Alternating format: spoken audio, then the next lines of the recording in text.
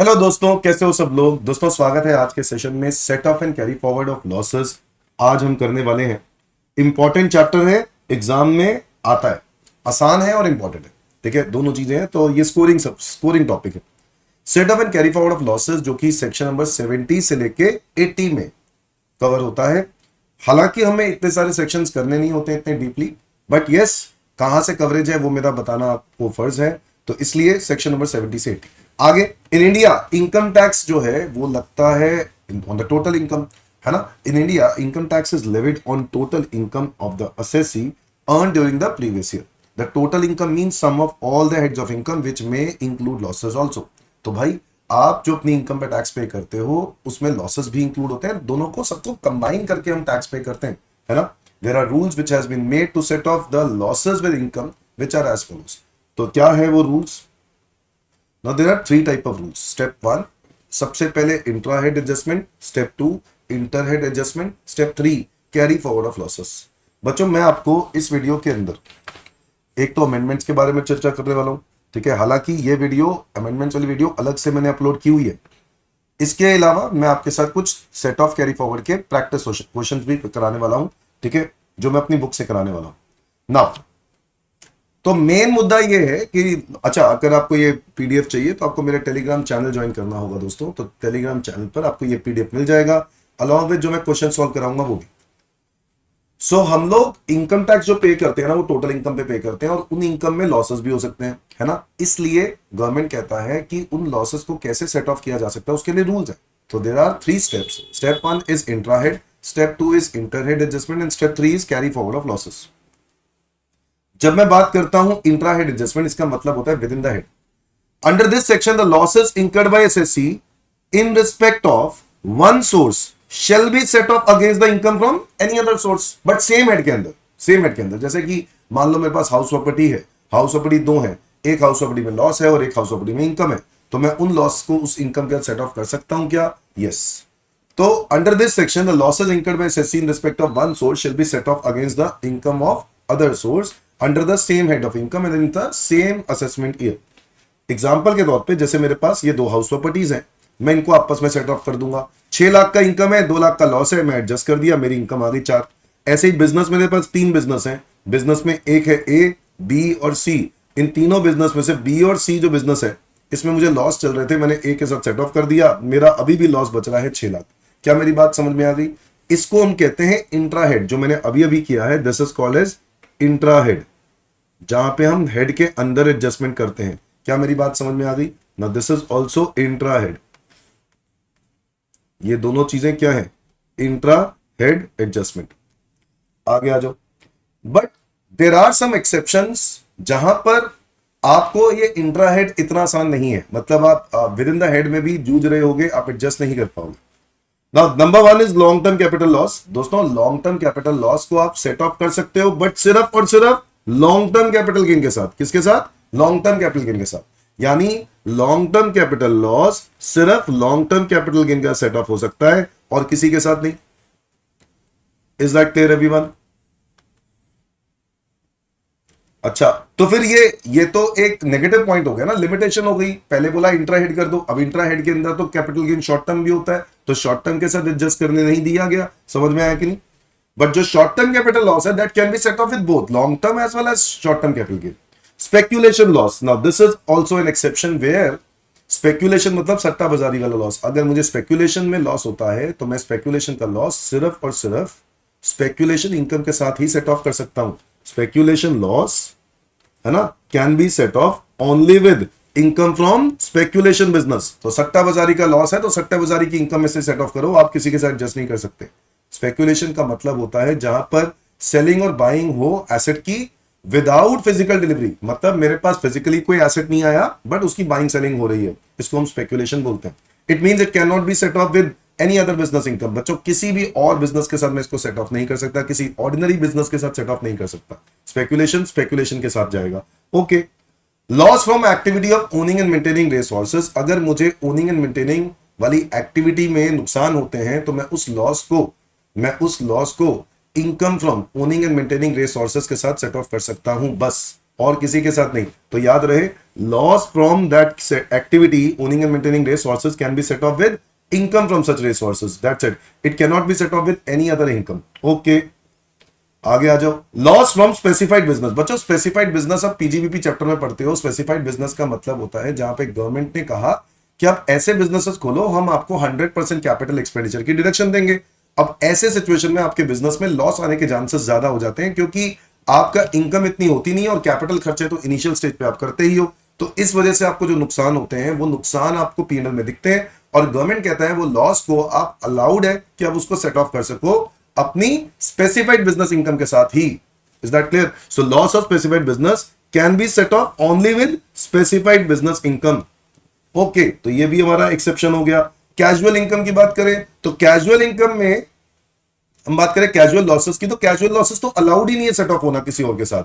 मतलब अपने साथ तो क्या ही होंगे, वो किसी के साथ भी नहीं होते, मतलब ना ही किसी और हेड के साथ ना अपने साथ, किसी के साथ भी नहीं हो सकते। तो कैजुअल इनकम का मतलब होता है जैसे लॉटरी, बेटिंग, गैम्बलिंग, ऐसी इनकम में अगर मुझे कोई नुकसान होता है तो मैं उस नुकसान को मैं किसी के साथ भी सेट ऑफ नहीं कर सकता। मतलब मैं लॉस लेता हूं, अगर लॉटरी खरीदी और मेरी लॉटरी नहीं लगी तो मेरे को लॉस हुआ, मैं उसको सेट ऑफ नहीं कर सकता हूं किसी भी इनकम के साथ। क्या मेरी बात समझ में आ गई?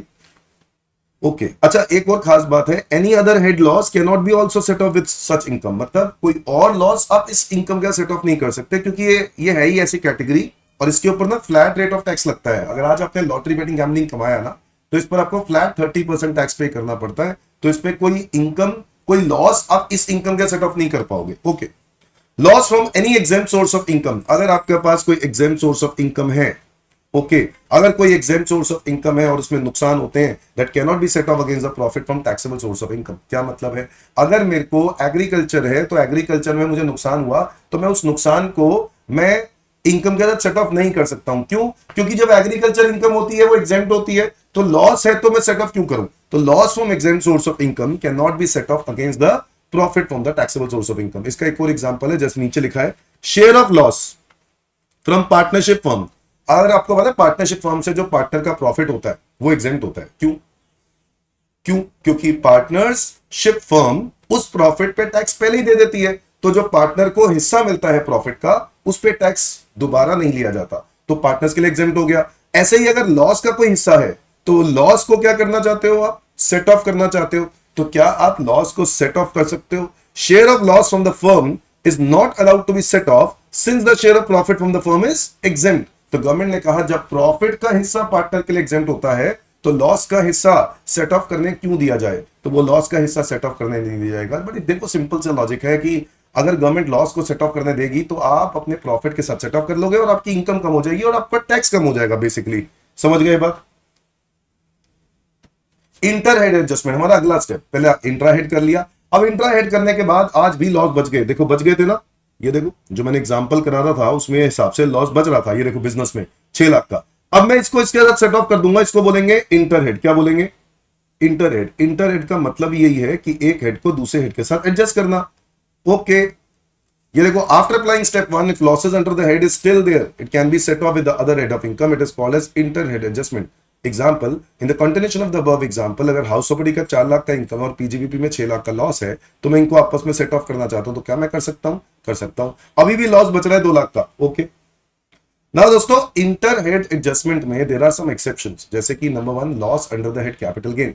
बच्चों अगर मेरे को कैपिटल गेन का लॉस होता है, कैपिटल गेन में लॉस होता है, तो गवर्नमेंट कहता है आप इसको किसी और हेड के साथ सेट ऑफ नहीं कर सकते। यार ये तो सेम हेड के अंदर ही जूझ रहे थे, ये बेचारे सेम हेड के अंदर ही किसी के साथ सेट ऑफ नहीं हो रहे। मैं अगर लॉन्ग टर्म कैपिटल लॉस की बात करूं तो वो कहता है मैं लॉन्ग टर्म कैपिटल गेन के साथ ही जाऊंगा। शॉर्ट टर्म कैपिटल लॉस कहता है मुझे कोई दिक्कत नहीं है, मैं शॉर्ट टर्म कैपिटल गेन के साथ भी जा सकता हूं और लॉन्ग टर्म कैपिटल गेन के साथ भी। बट ये सेम हेड के अंदर ही जूझ रहे थे, तो क्या दूसरे हेड के साथ सेट ऑफ हो सकते हैं? सवाल ही नहीं पैदा होता। ऐसे ही बिजनेस लॉस के लिए अगर हम या सारे एक्सेप्शन पढ़ लेना, वो जो इंट्रा हेड वाले एक्सेप्शन पढ़े हैं वो सारे इनके ऊपर अप्लाई होते हैं, सारे exceptions of all intra head adjustment. समझ में आया कि नहीं? All exceptions of intra head adjustment समझ में आया कि नहीं? ठीक है, मतलब वही जो हमने अभी भी पढ़े वो सारे इंट्रा हेड वाले एक्सेप्शंस यहां पर अप्लाई हो जाते हैं। ओनिंग एंड मेंटेनिंग रिसोर्सेज, क्योंकि वो किसी और के साथ सेट ऑफ नहीं हो सकते। यहां पर तो मैंने कंडीशन लगा दी कि वो इस पर्टिकुलर इनकम के साथ ही सेट ऑफ हो सकते हैं, कैजुअल इनकम के साथ तो वो भी नहीं हो सकता। ओके, कैपिटल गेन का लॉस हो गया, समझ में आया। पीजीबीपी का जो लॉस है ना, that can not be set off with salary income. PGBP का जो लॉस है वो सैलरी इनकम का सेट ऑफ नहीं हो सकता, बाकी किसी के साथ भी हो सकता है, पीजीबीपी का सैलरी इनकम के साथ सेट ऑफ नहीं हो सकता। और इसके अलावा हाउस प्रॉपर्टी का जो लॉस है वो आप सेट ऑफ कर सकते हो only up to 2 lakh rupees. दूसरे हेड के साथ आप एडजस्ट कर सकते हो only up to 2 lakh rupees. Now अब मैं आपको थोड़ा सा यहां पर कुछ दिखा देता हूं, अमेंडमेंट तो नहीं है इसके ऊपर, बट एक जनरल डिस्कशन है। देखो आप लोगों ने ये पॉइंट पढ़ा हुआ है, देखो ओल्ड रिजीम के अंदर और न्यू रिजीम में house property loss can be set off with any head only up to 2 lakh रुपए per annum and thereafter remaining losses carry forward and can be set off with only house property income. बच्चों देखो, house property का loss house property income कैसे set off कर सकते हैं? बिल्कुल कर सकते हैं। किसी और हेड के साथ कर सकते हैं, किसी और हेड के साथ 2 लाख रुपए तक कर सकते हैं, ये ओल्ड रिजीम में लिखा है। जबकि न्यू रिजीम में क्लियरली बोला गया है कि loss under the head house property is not allowed to be set off with any head of income. मतलब वो लॉस हाउस प्रॉपर्टी का होगा एडजस्ट तो सिर्फ अपने हेड के साथ होगा, किसी और के साथ एडजस्ट ही नहीं हो सकता। ये डिफॉल्ट रिजीम की कहानी है, यानी न्यू रिजीम में। क्या मेरी बात समझ में आ गई? क्या मेरी बात समझ में आ गई? ये बात इंपॉर्टेंट थी। मैं वापस आ जाता हूं, ठीक है। तो न्यू रिजीम के हिसाब से मैंने बता दिया, मैं आगे आ जाता हूं। Step number 3, carry forward of losses. Under the Act, assessee has right to carry forward any loss to the next assessment year after applying step 1 and step 2। बच्चों सब कुछ करने के बाद अगर स्टेप 3 मतलब लॉस अभी भी बचा हुआ है तो मैं उसको कैरी फॉरवर्ड करूंगा और आने वाले हेड्स के साथ आने वाले इनकम का सेट ऑफ करूंगा। तो ऐसे केस में हम क्या कर सकते हैं, ये देखो उसके लिए कुछ रूल्स हैं। पहला, हाउस प्रॉपर्टी का लॉस मैं सेट ऑफ कर सकता हूं हाउस प्रॉपर्टी इनकम के साथ ही। ओके, हाउस प्रॉपर्टी का लॉस हाउस प्रॉपर्टी इनकम के साथ ही, और कैरी फॉरवर्ड पीरियड कितना है? 8 साल। 8 साल तक मैं कैरी फॉरवर्ड कर सकता हूं, ठीक है। Short term capital loss short term capital gain के साथ सेटअप हो सकता है ना, या फिर लॉन्ग टर्म कैपिटल गेन के साथ सेटअप हो सकता है, और कैरी फॉरवर्ड पीरियड कितना है? 8 साल। Okay, long term capital loss सिर्फ लॉन्ग टर्म कैपिटल गेन के साथ सेटअप हो सकता है, और वो भी कैरी फॉरवर्ड पीरियड कितना है? 8 साल।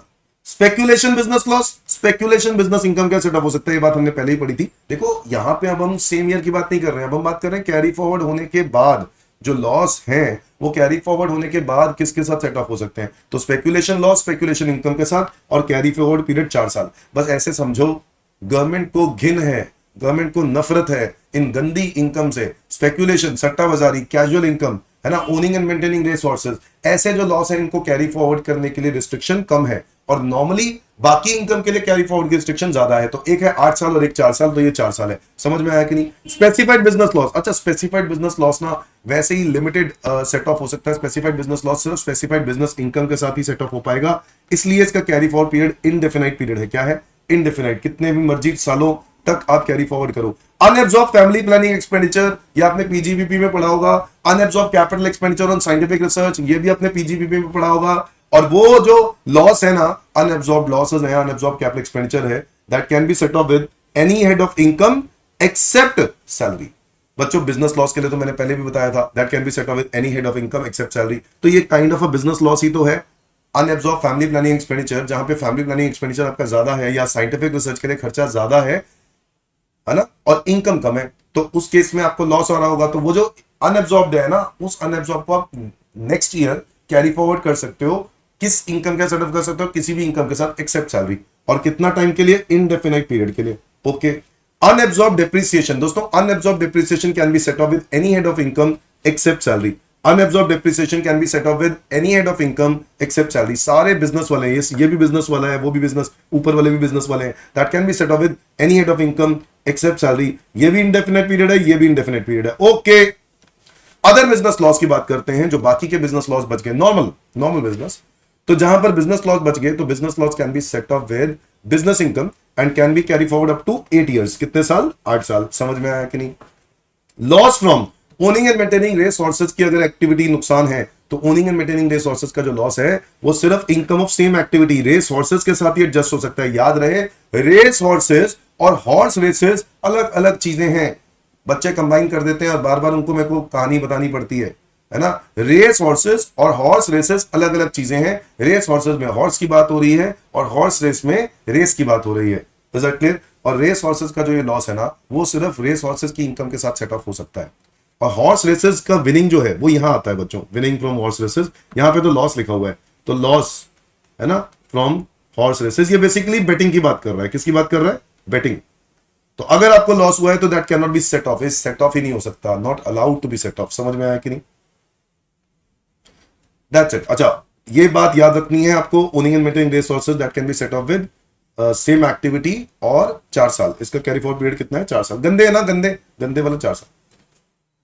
नाउ आपको मैं यहां पर एक बात बताना चाहता हूं कि जो सेक्शन 112A है, capital gain, long term capital gain, उसमें मैंने आपको बताया हुआ है कि लिस्टेड इक्विटी शेयर्स या units of equity oriented mutual fund, इसके बारे में मैंने बताया हुआ है कैपिटल गेन चैप्टर में। मैं यहां पे बच्चों को नोट्स लिखवाता हूं, यहां पर एक अमेंडमेंट करने की जरूरत है। सर ये जो लिमिट है वो 1 लाख की जगह पे अब हो गई है 1,25, यानी 1,25,000 रुपए तक लॉन्ग टर्म कैपिटल गेन पर आपको कोई टैक्स नहीं देना है। इसका मतलब यह है कि अगर लॉन्ग टर्म कैपिटल गेन होता है on the sale of listed equity shares, on the sale of units of equity oriented mutual funds, ऐसा कुछ है, तो ऐसे केस में अगर मान लो मैं इस एग्जांपल को थोड़ा सा चेंज कर देता हूं, मैं यहां पे कर देता हूं 1,50,000 रुपए है माइनस 1,25, यहां पर 1,25 एग्जेम्प्ट हो जाएगा। अगर मेरा गेन 1,50 होता तो यहां पर 25,000 रुपए मुझे टैक्सेबल हो जाता। क्या मेरी बात समझ में आ गई आप लोगों को? मैंने ये पूरा एग्जांपल काट दिया ऊपर वाला और मैंने उसी के अंदर चेंजेस कर दिए। क्या मेरी बात समझ में आ गई? शॉर्ट टर्म कैपिटल गेन की बात करें तो बेटा ये तो 111A लिस्टेड शेयर्स के लिए है, यस बिल्कुल है, और इसमें भी वैसे तो अमेंडमेंट आ चुकी है जो 23 जुलाई के बाद, आफ्टर 23 जुलाई, आफ्टर ऑन और आफ्टर 23 जुलाई है ना 2024, इसका टैक्स का रेट 20% हो चुका है शॉर्ट टर्म कैपिटल गेन का फ्लैट रेट, और शॉर्ट टर्म कैपिटल गेन का पहले 23 जुलाई से पहले 15% हुआ करता था। तो ये आपको देखना पड़ेगा कि सेल कब हुई है उसके बेसिस पर। Deductions 80C to 80U is not allowed from short term capital gain. बड़ी सिंपल सी बात है, फ्लैट रेट वाली इनकम में से डिडक्शन 80C to 80U नहीं मिलेगा, ठीक है। Section 111A long term capital gain 112A है ना, ये नए ये ओल्ड रेट लिखे हुए हैं बेटा, और अदरवाइज मैंने आपको बताया हाँ बस 80C to 80U की जो डिडक्शन है वो इन इनकम में से नहीं मिलेगी जो कि फ्लैट रेट वाली इनकम्स हैं, या फिर वो कैजुअल इनकम में से भी नहीं मिलती, ये बात भी आपको ध्यान रखनी है। तो कैपिटल गेन में से नहीं मिलता, कैजुअल इनकम में से नहीं मिलता, short term long term capital gain में से नहीं मिलता। अच्छा, long term capital gain, short term capital gain, normal वाले शॉर्ट टर्म कैपिटल गेन जो 111A में नहीं आते उन पर मिल जाता है, उस पर अलाउड हो जाता है, ठीक है, उसमें अलाउड हो जाता है डिडक्शन 80C to 80U। आगे बढ़ते हैं। अगर आप एसएससी हो और आप बिजनेस करते हो, manufacturing T, growing manufacturing T, coffee, rubber, तो ऐसे केस में ना आपको पता होगा एग्रीकल्चर इनकम हम चैप्टर कर चुके होंगे जिसमें ग्रोइंग मैन्युफैक्चरिंग टी बताया 60% is treated as agriculture income. जो भी अगर आप ग्रोइंग मैन्युफैक्चरिंग टी का काम करते हो तो 60% is treated your agriculture income and 40% is treated your business income. Coffee का काम करते हो, ग्रोन क्योर्ड, कॉफी कौन सी? ग्रोन एंड क्योर्ड, तो ऐसे केस में 75% एग्रीकल्चर इनकम माना जाता है और 25% बिजनेस इनकम माना जाता है। अगर आपका coffee grown, roasted and cured है तो 60% एग्रीकल्चर माना जाता है और 40% बिजनेस माना जाता है। रबर की बात करते हैं तो ग्रोइंग मैन्युफैक्चरिंग में 65% एग्रीकल्चर माना जाता है और 35% बिजनेस माना जाता है। Is that clear everyone? तो ये आपको कुछ एक्टिविटीज, आपको कुछ इंपॉर्टेंट नोट्स है जो आपको ध्यान देने हैं। अच्छा, सेक्शन 80 के हिसाब से there is mandatory filing of the return, there is mandatory filing of the return for carry forward of losses. अगर मैं लॉसेस को कैरी फॉरवर्ड करना चाहता हूं तो मुझे रिटर्न भरनी पड़ेगी, और वो भी within the due date, ITR की ड्यू डेट से पहले। आईटीआर की ड्यू डेट क्या है? आईटीआर की ड्यू डेट है 31 जुलाई या फिर 31 अक्टूबर। अच्छा हाँ, जिनकी ऑडिट मैंडेटरी है उनके लिए 31 अक्टूबर और जिनकी ऑडिट मैंडेटरी नहीं है उनके लिए 31 जुलाई। तो ये आपको आईटीआर की ड्यू डेट्स होती हैं, और इन आईटीआर की ड्यू डेट्स के पहले आपको रिटर्न भरनी है सो दैट आप लॉसेस को कैरी फॉरवर्ड कर सको। But there are some exceptions दोस्तों।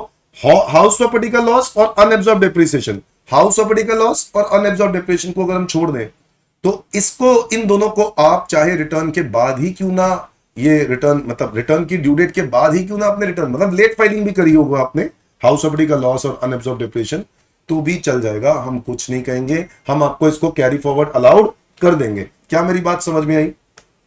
हम इसका कैरी फॉरवर्ड अलाउड कर देंगे। Section 80 requires mandatory filing of return of loss on or before the due date specified under Section 139(1) for carry forward of losses, business loss, speculation business loss, specified business loss, capital gain loss, owning and maintaining resources, है ना, loss और deductions। ये वाले 80I series, 80I series बच्चों tax holiday schemes होती हैं। अगर आप इसका बेनिफिट लेना चाहते हो तो आपको इसको क्या करना पड़ेगा, रिटर्न टाइम पे भरनी पड़ेगी, तभी यह आप कैरी फॉरवर्ड कर सकते हो। क्या मेरी बात समझ में आ गई? तभी आप ये डिडक्शन ले सकते हो। अगर आपको ये डिडक्शन लेनी है, आपको रिटर्न टाइम पे भरनी पड़ेगी। तो अगर आपको देखो तो दो चीजें नहीं करी इसमें, हाउस प्रॉपर्टी लॉस को लेफ्ट ओवर कर दिया और अनएब्सॉर्ब डेप्रिसिएशन नहीं है, तो उनके लिए मैंने आपको बता ही दिया क्या ट्रीटमेंट है, कि उन दोनों के लिए ये बोला गया कि आपको ये कैरी फॉरवर्ड अलाउड है, इवन अगर आप टाइम पर रिटर्न नहीं भरते हो तो भी। क्या मेरी बात समझ में आ गई?